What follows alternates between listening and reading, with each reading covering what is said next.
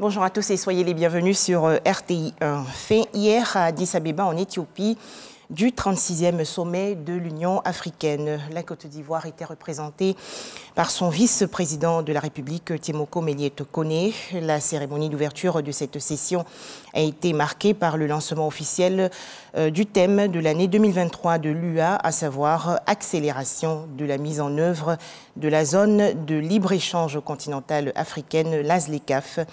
Les précisions tout de suite de Jérôme Kofi Abola. Comme prévu, le 36e sommet de l'Union africaine a entamé ses travaux ce samedi 18 février 2023 à Addis Abeba, la capitale éthiopienne. Le vice-président de la République, Tiemoko Melie-Kone, y a pris part au nom du président de la République, Alassane Ouattara, aux côtés de plusieurs autres chefs d'État et de gouvernement du continent.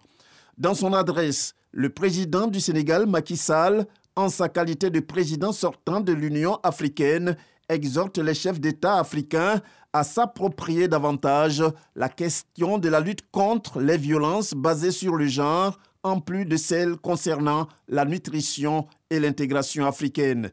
En raison de la persistance des violences faites aux femmes et aux filles sur le continent et de notre grand retard en matière d'infrastructures, j'appelle l'Union à prendre des décisions urgentes pour la mise en œuvre des conclusions des rencontres de Dakar sur ces deux thématiques, la masculinité positive et les infrastructures.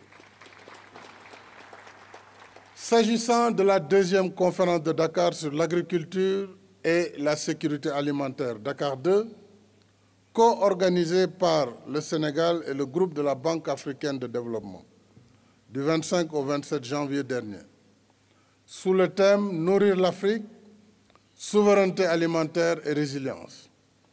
La participation record de haut niveau de chefs d'État et de gouvernement en a fait un sommet orienté vers l'action pour une Afrique qui se donne enfin les moyens de se nourrir par elle-même et contribuer à nourrir le monde.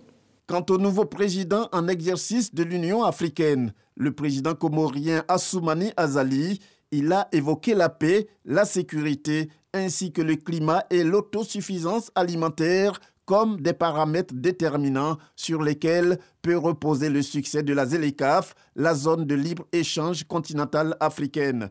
Nous devons en effet accorder une grande importance à la paix et à la sécurité et surtout chercher à les consolider par la prévention et la négociation. Nous devons également nous atteler avec plus d'énergie à la question climatique.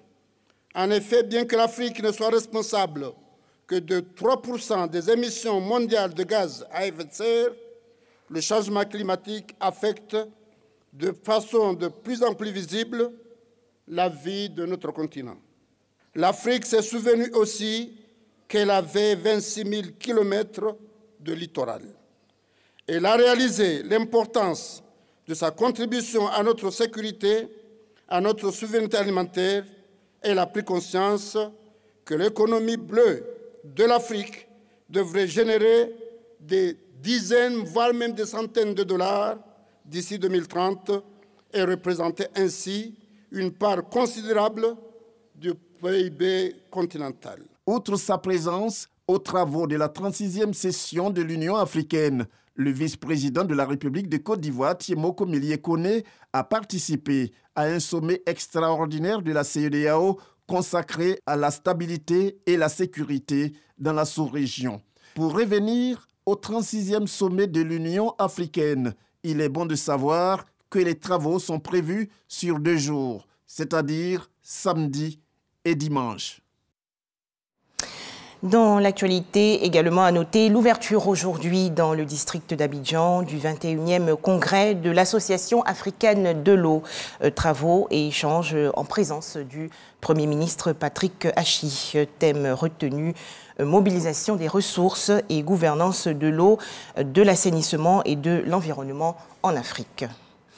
Enfin, en image, l'actualité hors de chez nous. Au Maroc, les populations sont descendues hier dans les rues de Rabat, la capitale, à l'appel de la Confédération démocratique du travail. Objectif, protester contre l'inertie supposée des autorités du royaume face à la cherté de la vie.